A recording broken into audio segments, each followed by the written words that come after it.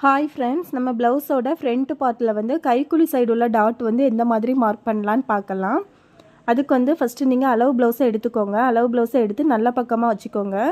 வச்சுட்டு கரெக்டாக இந்த மாதிரி இழுத்து கரெக்டாக வச்சுக்கோங்க. நம்ம ஷோல்டரில் இருந்து இந்த மாதிரி அந்த ரவுண்டுக்கு கரெக்டாக வளைச்சி டேப்பை வச்சுக்கோங்க. வச்சுட்டு நீங்கள் எதில் டாட்டு பிடிச்சிருக்கீங்களோ அது வரை உங்களுக்கு எவ்வளோ அளவு வருதுன்னு பாருங்கள். எனக்கு வந்து 5 வருது. அந்த 5 இன்ச்சை நம்ம ரெடி அளவுலேருந்து வச்சுக்கோங்க. மேலே ஷோல்டருக்கு மார்க் பண்ண ரெடி அளவில் இருந்து இந்த மாதிரி வச்சுக்கோங்க. இதுதான் நமக்கு டாட்டு பிடிக்கக்கூடிய அளவு.